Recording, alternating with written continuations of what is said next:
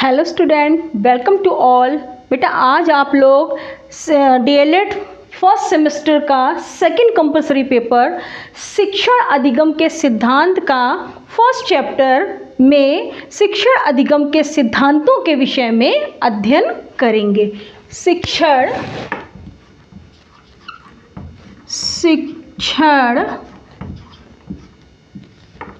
अधिगम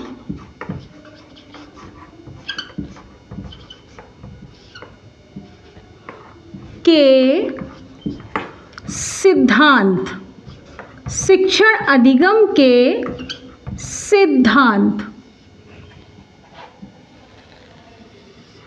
बेटा अगर हम शिक्षण अधिगम के सिद्धांतों की बात करें तो इनको दो भागों में बांटा गया है, सामान्य सिद्धांत और मनोवैज्ञानिक सिद्धांत। समान सिद्धांत मतलब जिसमें बेसिक जो चीज़ें होनी जो ज़रूरी होती है वो सारी चीज़ें सामान्य सिद्धांत के अंतर्गत आती हैं। मनोवैज्ञानिक अर्थात तार्किक जो भी चीज़ें होती हैं, जो चीज़ें मानसिक स्थिति, रुचि, व्यवहार इत्यादि पर आधारित होती हैं वो होती हैं मनोवैज्ञानिक सिद्धांत।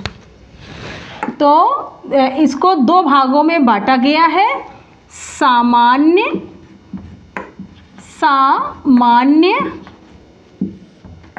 सिद्धांत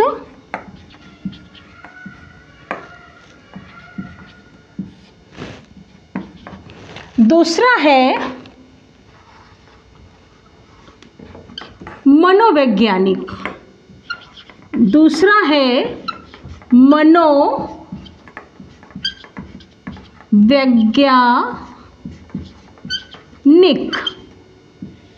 मनोवैज्ञानिक सिद्धांत।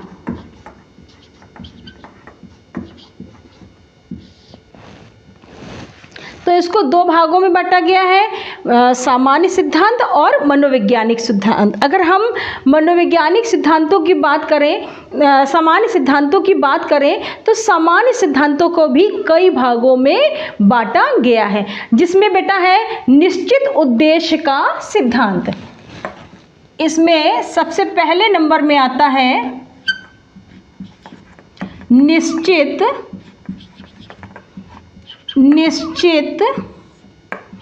उद्देश्य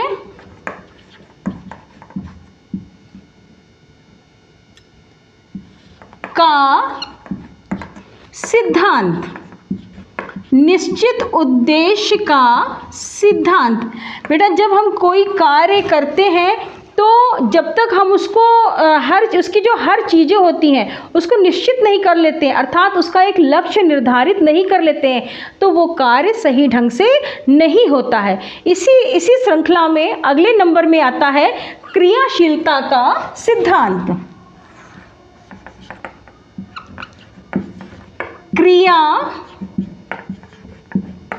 क्रियाशीलता का सिद्धांत। क्रियाशीलता मतलब कि करके सीखने का सिद्धांत।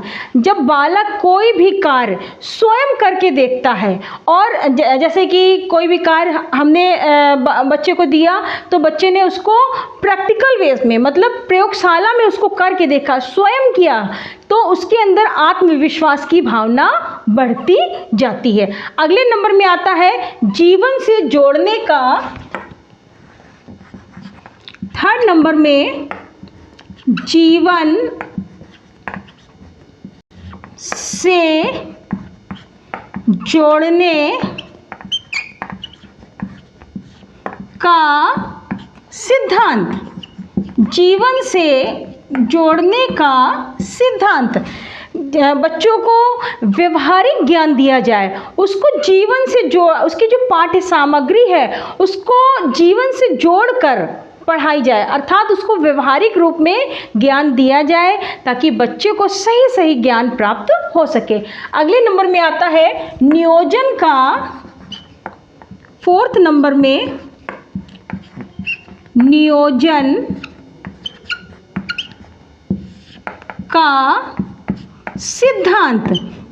बेटा जब हम कोई कार्य को अगर हम नियोजन के हिसाब से, जैसे हम क्लास में अगर पढ़ाने गए तो अगर हमने पहले से प्लानिंग नहीं किया कि आज हमें बच्चों को क्या ज्ञान देना है, तो हमारा जो कार्य है वो सही ढंग से नहीं होता। अर्थात हमें कोई भी कार्य पूर्व योजना बनाकर करना चाहिए। अगले नंबर में आता है व्यक्तिगत भिन्नता।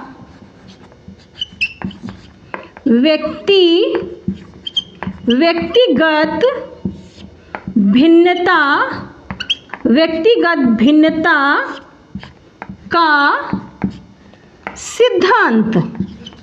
बेटा वही बात कि कोई भी व्यक्ति जो होता है उसका IQ लेवल जो होता है वो एक जैसा नहीं होता है। किसी की जो बुद्धि होती है वो तुरंत समझ में आ जाता है, किसी को तुरंत नहीं समझ में आ जाता है, किसी को देखकर ही समझ में आ जाता है। तो शिक्षक को चाहिए कि उनके स्तरानुकूल ही ज्ञान दें। अगले नंबर में आता है आवृत्ति। 6 नंबर में आता है आवृत्ति व पुनरावृत्ति। आवृत्ति व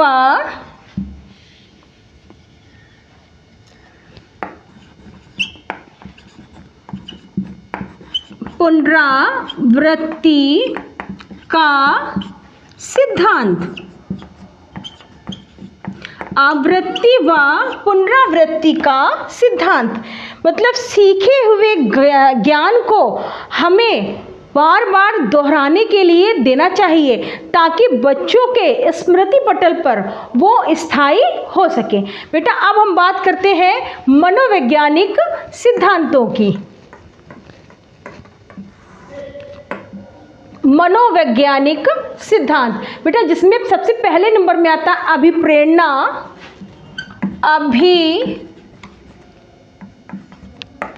अभिप्रेरणा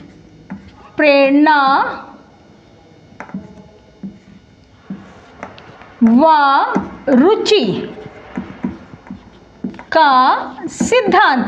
अभिप्रेरणा व रुचि का सिद्धांत कि बच्चों को उनकी रुचि के अनुसार ही शिक्षा कार्य देना चाहिए।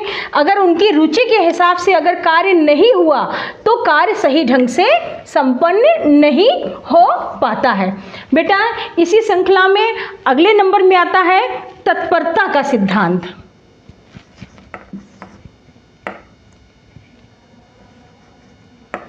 तत्परता का सिद्धांत। बालक जो होता है उसको जो भी ज्ञान दिया जाता है वो उसको तुरंत सीख जाता है।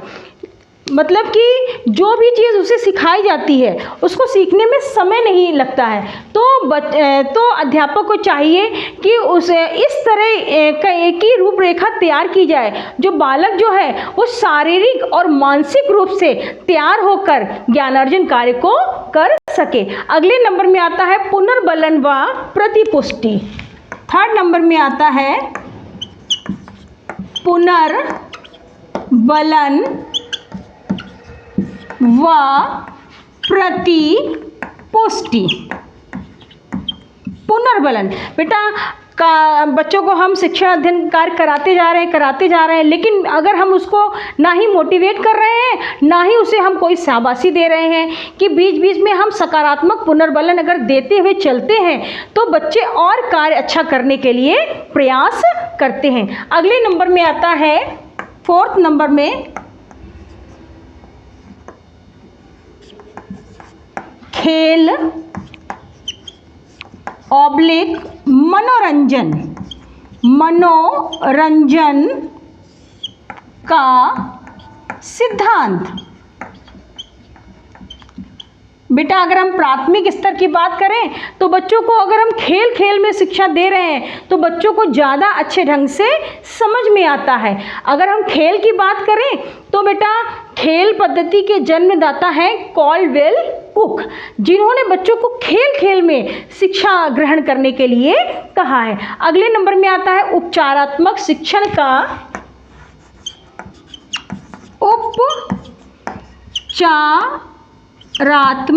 उपचारात्मक शिक्षण का सिद्धांत।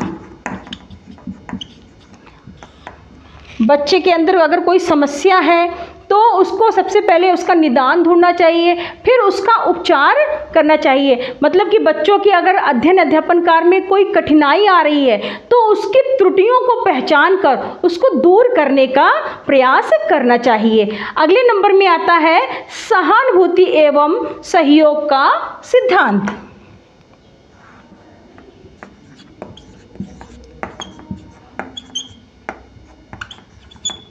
सहानुभूति एवं सहयोग का सिद्धांत। सहानुभूति या सहयोग, बेटा बच्चों को भय मुक्त वातावरण में और आत्मीय संबंध बनाकर अगर शिक्षण कार्य किया जाता है तो बच्चे आगे से आगे सीखने का प्रयास करते हैं। तो बेटा ये था शिक्षण अधिगम के सिद्धांत, जिनको दो भागों में बांटा गया था, सामान्य सिद्धांत और मनोवैज्ञानिक सिद्धांत। समान के अंतर्गत निश्चित उद्देश्य का सिद्धांत, क्रियाशीलता का सिद्धांत, जीवन से जोड़ने का सिद्धांत, नियोजन का सिद्धांत, व्यक्तिगत भिन्नता का सिद्धांत, आवृत्ति व पुनरावृत्ति का सिद्धांत। मनोवैज्ञानिक सिद्धांत के अंतर्गत अभिप्रेरणा व रुचि का सिद्धांत, तत्परता का सिद्धांत, पुनर्वलन व प्रतिपुष्टि का सिद्धांत, खेल ऑब्लिक मनोरंजन का सिद्धांत, उपचारात्मक शिक्षण और सहानुभूति एवं सहयोग का सिद्धांत। बेटा आपके पेपर में जो है वो इनमें से 3 इनमें से ले लिया और 1 इनमें से, और पूछा कि इनमें से कौन मनोवैज्ञानिक है सिद्धांत है, ठीक है, या इनमें से 1 ले लिया, इनमें से 4 ले लिया, कि बहुविकल्पी क्वेश्चन में इस तरह से क्वेश्चन आंसर आते हैं। तो आपको इन सारे सिद्धांतों के विषय में पढ़ना होगा। अगले टर्न में नेक्स्ट टॉपिक के साथ। Thank you.